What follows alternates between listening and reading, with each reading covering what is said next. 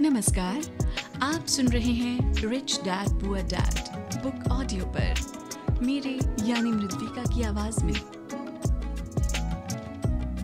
सबक 4, टैक्स का इतिहास और कॉरपोरेशन की ताकत। अध्याय 5। मुझे याद है हमें स्कूल में रॉबिन हुड और उनके सुखी गिरोह की कहानी बताई गई थी। मेरे स्कूल टीचर का मानना था कि ये केविन कोस्नर की तरह के एक रोमांटिक हीरो की अद्भुत कहानी है जो अमीरों को लूटता था और गरीबों में बांट देता था। मेरे अमीर डैडी की नज़र में रॉबिन हुड हीरो नहीं था, वे उसे बदमाश मानते थे। रॉबिन हुड को गुजरे हुए तो लंबा समय गुजर चुका है, परंतु उसके अनुयायी आज भी जिंदा हैं। कितनी बार मैंने लोगों को ये कहते सुना है, इसके लिए अमीर लोग पैसे क्यों नहीं देते, या अमीरों को और ज़्यादा टैक्स देना चाहिए और उसे गरीबों में बांट देना चाहिए। रॉबिन हुड का ये विचार कि अमीरों से लेकर गरीबों में बांट दिया जाए, गरीब और मध्य वर्ग के लोगों के लिए सर्वाधिक कष्ट का कारण है। इसी रॉबिन हुड आदर्श के कारण मध्य वर्ग पर टैक्स का इतना भारी बोझ लगा हुआ है। सच्चाई तो ये है कि अमीरों पर टैक्स लगता ही नहीं है। गरीबों की भलाई के लिए जो पैसा लगता है वो मध्य वर्ग से आता है, खासकर शिक्षित और ऊंची आमदनी वाले मध्य वर्ग से। टैक्स के बारे में पूरी तरह से समझने के लिए हमें इसकी ऐतिहासिक पृष्ठभूमि को समझने की ज़रूरत है। हमें टैक्स के इतिहास को जानने की ज़रूरत है। हालांकि मेरे पढ़े लिखे डैडी शिक्षा के इतिहास पर कमाल का ज्ञान रखते थे, परंतु मेरे अमीर डैडी टैक्स के इतिहास के विशेषज्ञ थे।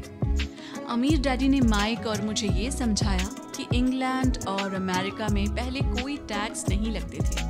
कभी कभार युद्ध का खर्च जुटाने के लिए कुछ समय के लिए टैक्स जरूर लगा। राजा या राष्ट्रपति मुंह से कह भी देता है और हर आदमी उसकी कही बात मानकर अपना सहयोग देता था। ब्रिटेन में 1799 से 1816 से बीच नेपोलियन से युद्ध के समय टैक्स लगाया गया था और अमेरिका में 1861 से 1865 के बीच हुए सिविल वॉर के खर्च को जुटाने के लिए टैक्स लगाया गया था। 1874 में इंग्लैंड ने इनकम टैक्स को अपने नागरिकों पर स्थायी रूप से लागू कर दिया। 1913 में संविधान के 16वें संशोधन के साथ अमेरिका में भी आयकर स्थायी रूप से लागू हो गया। एक समय था जब अमेरिकी लोग टैक्स विरोधी हुआ करते थे। चाय पर बहुत ज्यादा टैक्स लगने के कारण ही बोस्टन हार्बर पर प्रसिद्ध टी पार्टी की घटना हुई थी, जिससे क्रांतिकारी युद्ध को ताकत मिली थी। इंग्लैंड और अमेरिका दोनों को ही नियमित इनकम टैक्स के विचार को जनता के गले उतरने में लगभग 50 साल का समय लगा। इन ऐतिहासिक तिथियों से हमें ये पता नहीं चल पाता कि दोनों ही मामलों में टैक्स शुरू में केवल अमीरों पर लगाए गए थे। अमीर डैडी चाहते थे कि माइक और मैं इस बात को कभी नहीं भूलें।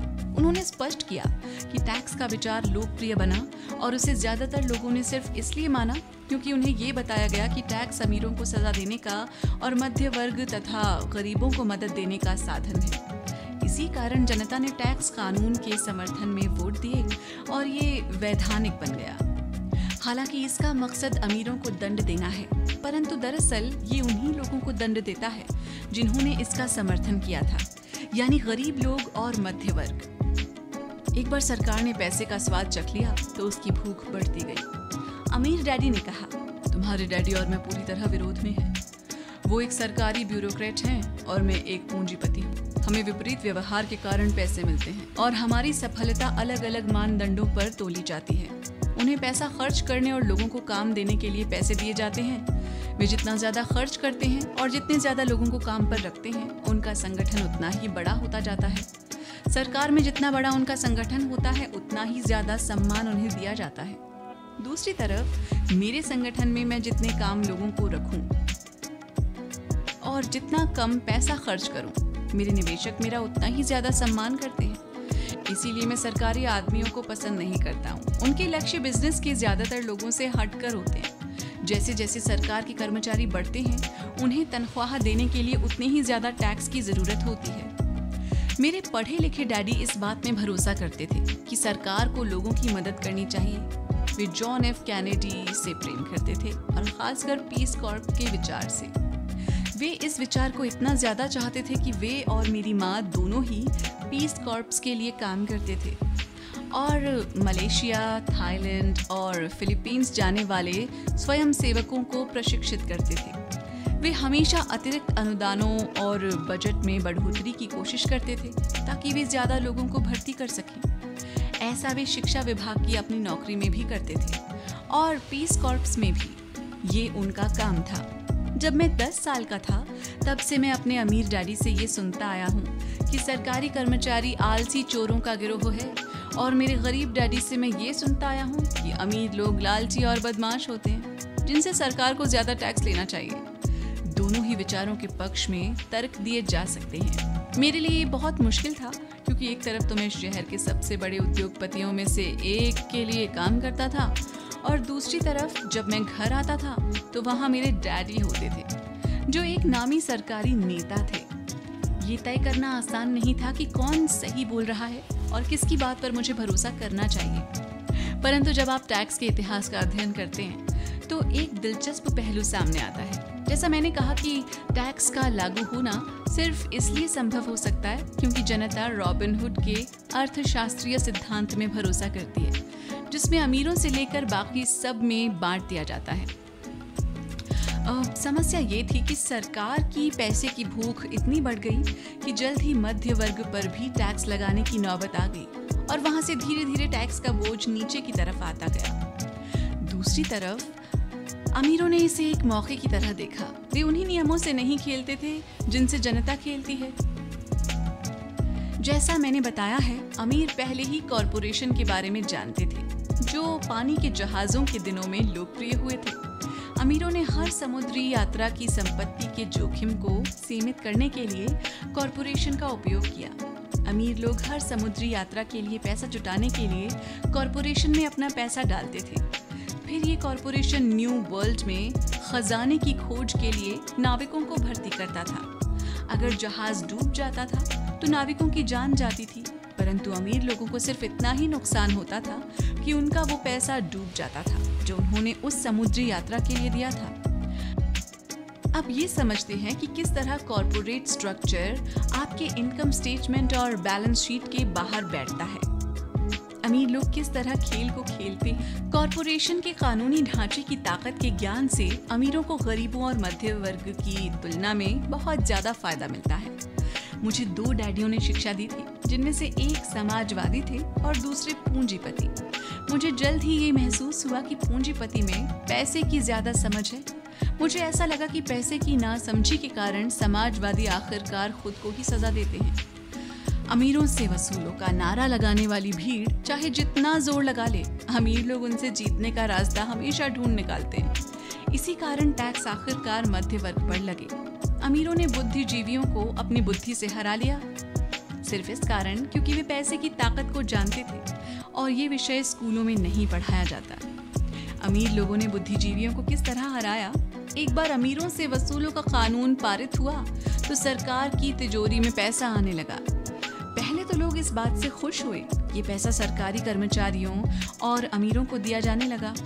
सरकारी कर्मचारियों के पास ये पैसा नौकरियों और पेंशनों के रूप में गया। अमीरों के पास ये पैसा उनकी फैक्ट्रियों के जरिए मिले सरकारी कॉन्ट्रैक्ट से आया। सरकार के पास ढेर सारे पैसे थे, परंतु उस पैसे के मैनेजमेंट की समस्या थी। उसमें कोई रिसर्कुलेशन नहीं था। दूसरे शब्दों में, सरकारी नीति में अगर आप एक सरकारी ब्यूरोक्रेट हैं तो आप पैसा बचाना पसंद नहीं करते। अगर आप अपने लिए आवंटित फंड को खर्च नहीं कर पाते हैं तो आपको अगले बजट में उतनी राशि नहीं मिलेगी और निश्चित रूप से आपको योग्य तो माना ही नहीं जाएगा। दूसरी तरफ बिजनेस में पैसे बचाने के लिए इनाम मिलता है और ऐसा करने पर आपको काबिल माना जाता है। जब बढ़ते हुए सरकारी खर्चों का ये चक्र चलता है तो पैसे की मांग बढ़ती है। अमीरों से टैक्स वसूलों के विचार में अब कम अमीर लोगों को भी शामिल कर लिया गया है और इस तरह सरकार इतनी नीचे आ गई कि वे गरीब और मध्य वर्गीय लोग भी टैक्स के दायरे में आ गए जिन्होंने इसके लिए वोट दिए थे। सच्चे पूंजीपतियों ने बचने का तरीका खोजने के लिए अपनी पैसे की समझ का प्रयोग किया। वे कॉरपोरेशन की सुरक्षा में चले गए। कॉरपोरेशन अमीर लोगों को सुरक्षा देता है, परंतु कई लोग जिन्होंने कभी कॉरपोरेशन नहीं बनाया ये नहीं जानते कि कॉरपोरेशन जैसी कोई चीज नहीं होती। कॉरपोरेशन केवल एक फाइल का फोल्डर होता है जिसमें कुछ कानूनी दस्तावेज लगे होते हैं और जो राज्य सरकार की एजेंसी में दर्ज होकर किसी वकील के ऑफिस में रखा होता है। ये कोई बड़ी बिल्डिंग नहीं होती जिसके बाहर कॉरपोरेशन का नाम लिखा होता है। ये कोई फैक्ट्री या लोगों का समूह भी नहीं होता। कॉरपोरेशन केवल एक कानूनी दस्तावेज है जो एक ऐसी कानूनी देह बना देता है जिसकी कोई आत्मा नहीं होती। अमीरों की संपत्ति एक बार फिर सुरक्षित हो गई। एक बार फिर कॉरपोरेशन का प्रयोग लोकप्रिय हो गया। ये स्थायी इनकम टैक्स कानूनों के पारित होने के बाद हुआ, क्योंकि कॉरपोरेशन के लिए इनकम टैक्स की दर व्यक्तिगत इनकम टैक्स की दर से कम थी। इसके अलावा जैसा पहले बताया जा चुका है, कॉरपोरेशन द्वारा कुछ खर्च टैक्स चुकाने के पहले किए जा सकते हैं। अमीरों और गरीबों के बीच ये लड़ाई सदियों से चली आ रही है। अमीरों से वसूलों का नारा लगाने वाली भीड़ अमीरों के हमेशा खिलाफ रही है। ये लड़ाई तब छिड़ती है जब कानून बनते हैं और ये लड़ाई अनंत काल तक चलती रहती है और चलती रहेगी। समस्या ये है कि जो लोग हारते हैं उनमें समझ की कमी है। हारने वाले लोग वे हैं जो हर सुबह उठकर तैयार होते हैं और अपनी नौकरी में कड़ी मेहनत करते हैं और उस पर टैक्स देते हैं। अगर वे ये समझ पाते कि अमीर लोग किस तरह से पैसे का खेल खेलते हैं तो वे भी इस खेल को उसी तरह से खेल सकते हैं। फिर वे भी पैसे से आज़ाद हो सकते हैं और अमीर बन सकते हैं।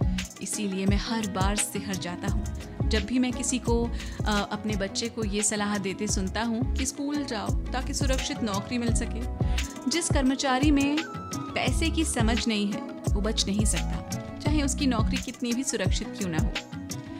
औसत अमेरिकी व्यक्ति आज सरकार के लिए 5 से 6 महीनों तक काम करता है ताकि वो टैक्स चुकाने के लिए पैसा जमा कर सके। मेरे विचार में ये समय बहुत ज़्यादा है। आप कितनी ज़्यादा मेहनत करते हैं, आपको सरकार को उतना ही ज़्यादा टैक्स देना पड़ता है।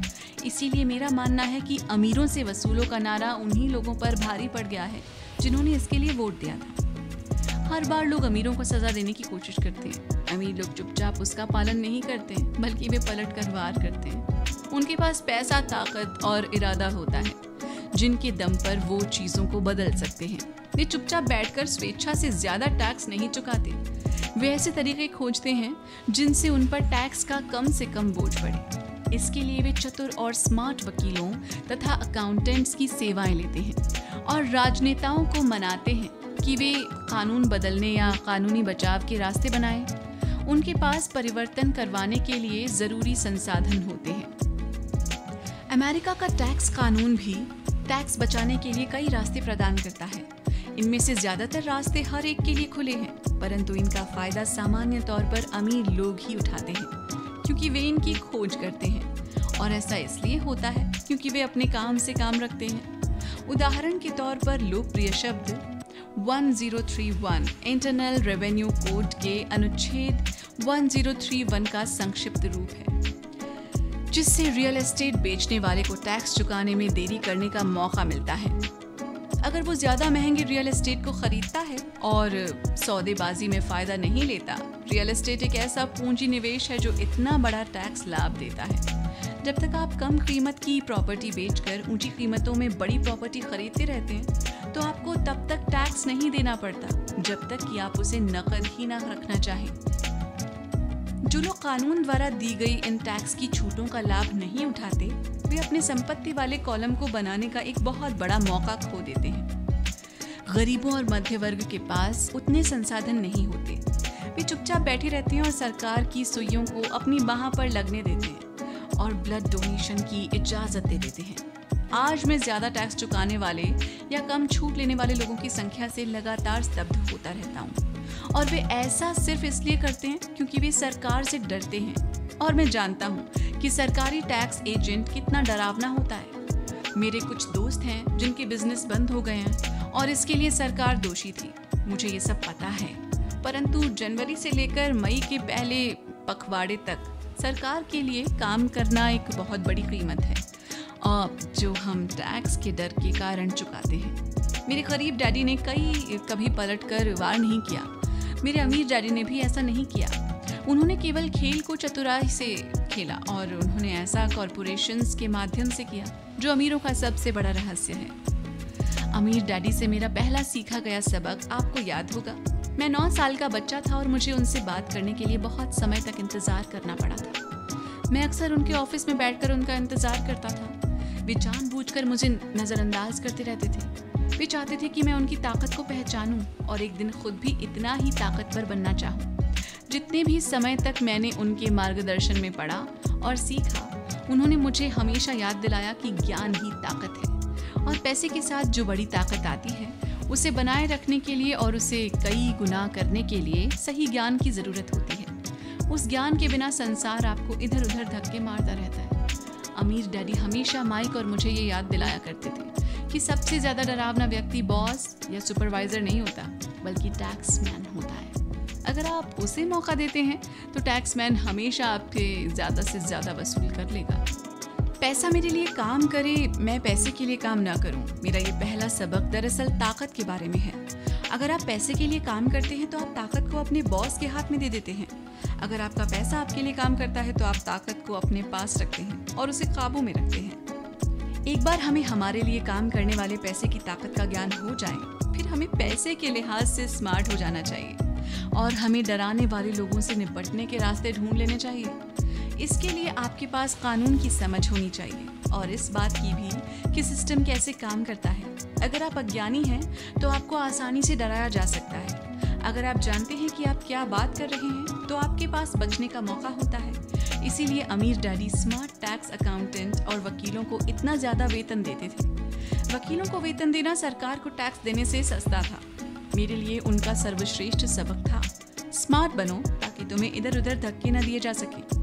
और मैंने जिंदगी भर इसे अपनाया है।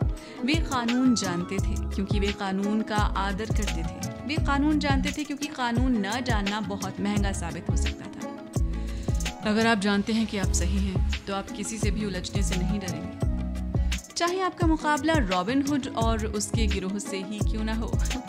मेरे पढ़े लिखे डैडी मुझे हमेशा प्रोत्साहित करते थे कि मैं किसी अच्छे कॉरपोरेशन में बढ़िया सी नौकरी खोजूं। वे मुझे हमेशा उन अच्छाइयों के बारे में बताते थे जो कॉरपोरेट सीढ़ी पर चढ़ने से हासिल की जा सकती है। वे ये नहीं समझ पाते थे कि कॉरपोरेट नियोक्ता से मिलने वाले वेतन के चेक पर पूरी तरह निर्भर रहने से मैं एक ऐसी दुधारू गाय बन जाता हूँ जिसे दुहा जा सकता है। जब मैंने अपने अमीर डैडी को अपने डैडी की सलाह बताई तो वे केवल हंसे। उन्होंने सिर्फ यही कहा, सीढ़ी का मालिक ही क्यों ना बना जाए। बचपन में मुझे ये समझ में नहीं आया था कि अपने कॉरपोरेशन के मालिक होने से अमीर डैडी का क्या मतलब था। ये एक ऐसा विचार था जो असंभव और डरावना लग रहा था। हालांकि मैं इस विचार से रोमांचित था, परंतु मेरी कम उम्र में मैं इस संभावना पर विचार ही नहीं कर पा रहा था कि वयस्क लोग किसी दिन मेरी कंपनी में काम करेंगे। मुद्दे की बात यह है कि अगर अमीर डैडी नहीं होते तो मैं अपने पढ़े लिखे डैडी की सलाह का पालन कर रहा होता। मेरे अमीर डैडी के बार बार याद दिलाने के कारण ही मेरे कॉरपोरेशन का विचार जीवित रहा और ये मुझे एक अलग राह पर चलाता रहा। जब मैं 15 या 16 साल का था तो मैं जानता था कि मैं उस राह पर नहीं चलने वाला जो मेरे पढ़े लिखे डैडी ने बताई है। मैं नहीं जानता था कि मैं ऐसा किस तरह करूँगा, परंतु मैंने दृढ़ निश्चय कर लिया था कि मैं भीड़ के साथ नहीं चलूँगा और उस दिशा में नहीं जाऊँगा जिस तरफ मेरे सहपाठी जा रहे थे। इस फैसले ने मेरी जिंदगी बदल दी।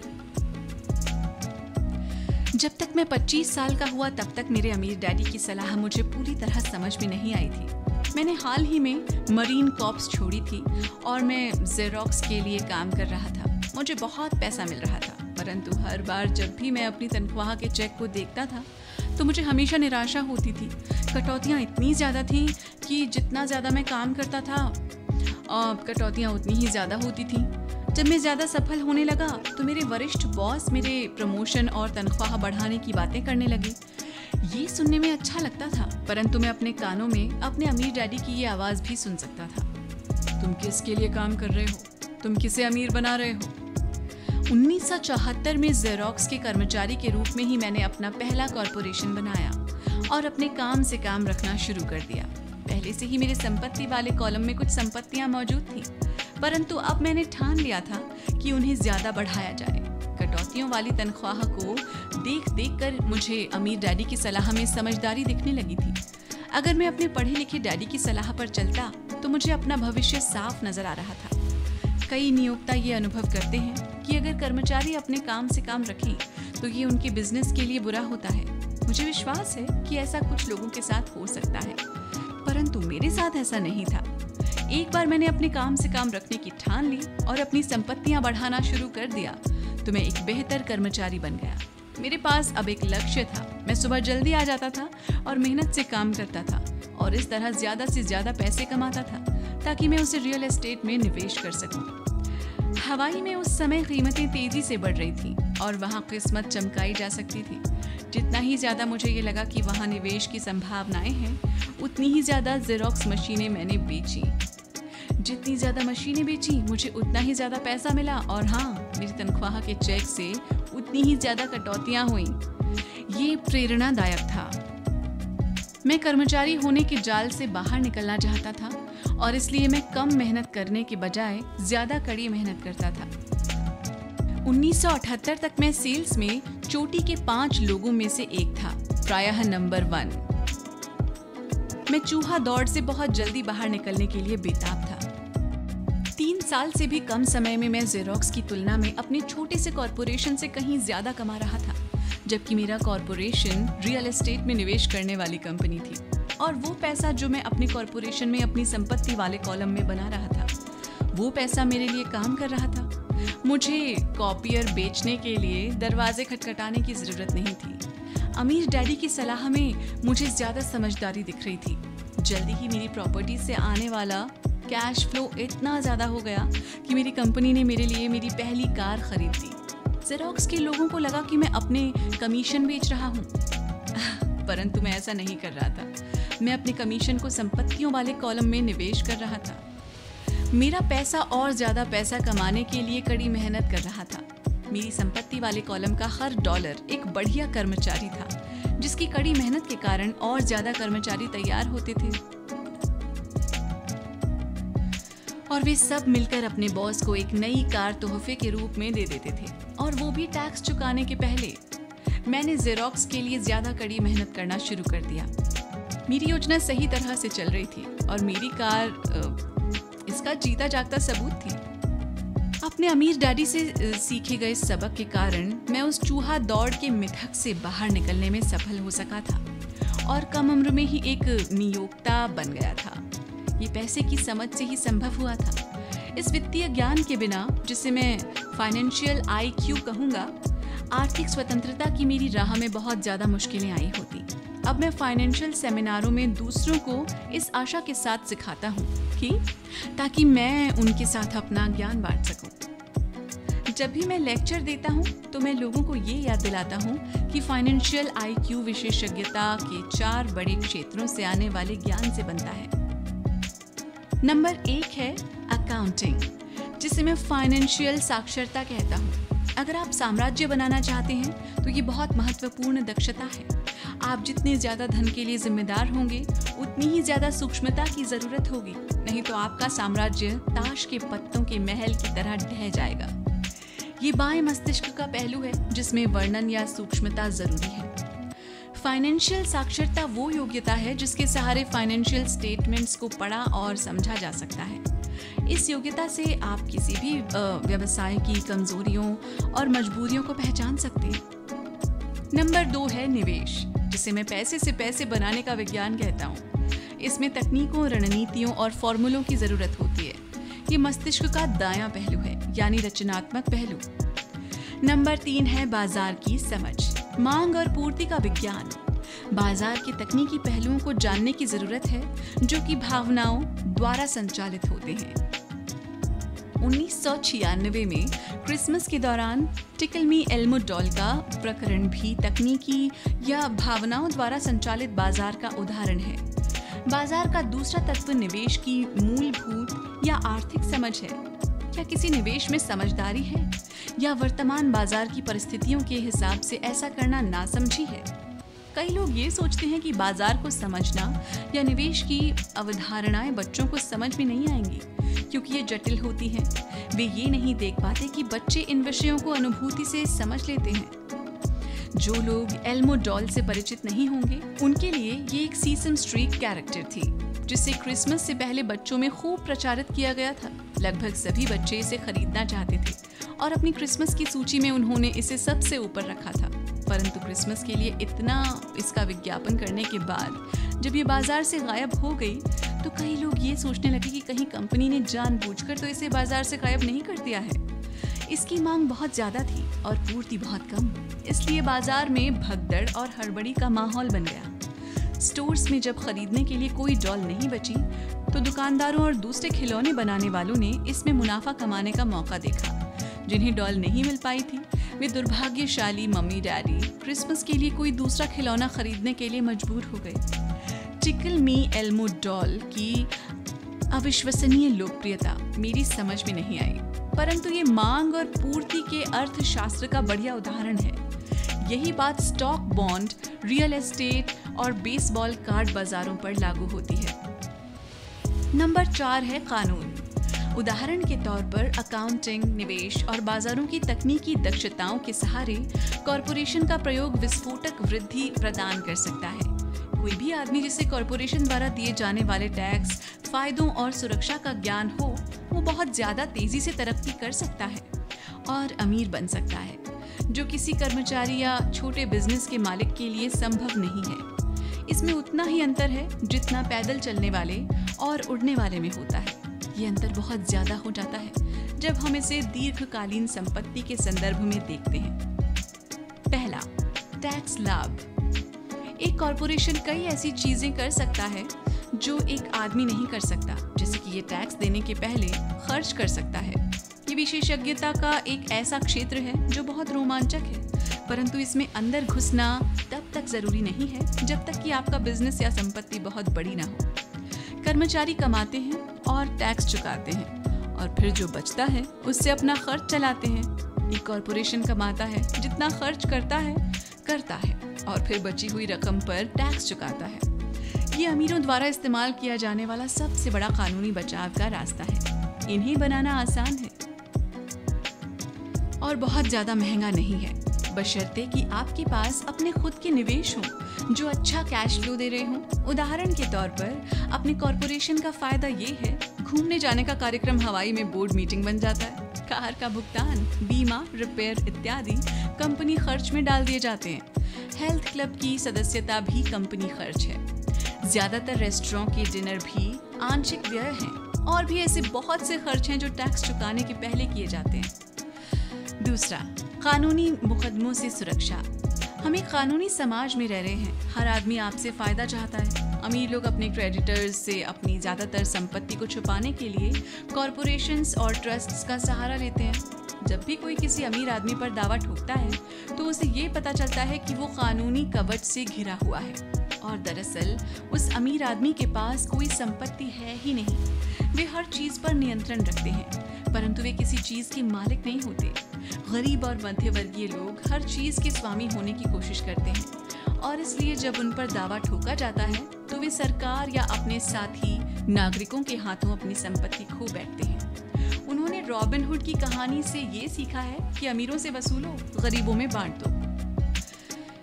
इस पुस्तक का लक्ष्य ये नहीं है कि कॉरपोरेशन बनाने का तरीका बताया जाए, परंतु मैं कहूँगा कि अगर आपके पास किसी तरह की वैध संपत्तियां हों तो आप जितनी जल्दी हो सके कॉरपोरेशन द्वारा दिए जाने वाले फायदों और सुरक्षा के बारे में ज्यादा जान लें। इस विषय पर कई पुस्तकें लिखी गई हैं जो इन फायदों के बारे में विस्तार से बताती हैं और कॉरपोरेशन बनाने के लिए जरूरी सीढ़ियों को भी समझती हैं। एक पुस्तक खास तौर पर बहुत अच्छी है जिसका शीर्षक है इनकम एंड ग्रो रिच। ये पुस्तक कॉरपोरेशन की ताकत का बखूबी वर्णन करती है। फाइनेंशियल IQ दरअसल कई कुशलताओं और गुणों का मेल है। मैं तो यही कहूँगा कि ये ऊपर बताई गई 4 तकनीकी दक्षताओं का समन्वय है जो मूलभूत फाइनेंशियल ज्ञान का आधार है। अगर आप बहुत ज़्यादा पैसा कमाना चाहते हैं तो इन दक्षताओं के समन्वय से आपका फाइनेंशियल ज्ञान बहुत ज़्यादा बढ़ जाएगा।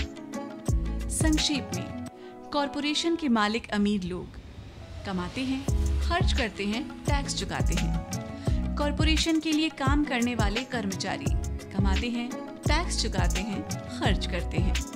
आपकी संपूर्ण फाइनेंशियल रणनीति के लिए हम आपकी संपत्तियों के चारों तरफ कॉरपोरेशन का कवच लपेटने की बहुत ज्यादा सलाह देते हैं।